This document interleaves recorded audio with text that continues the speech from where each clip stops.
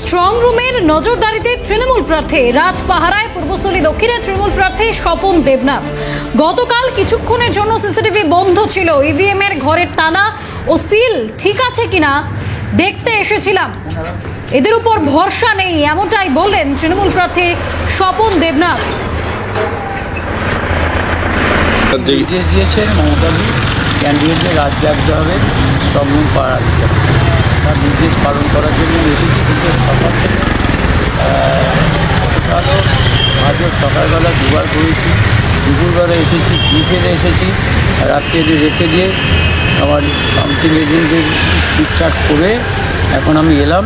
এখন রাত জাগবো, কালকেও রাত জাগবো, পরশুও রাত জাগবো, 3 তারিখ।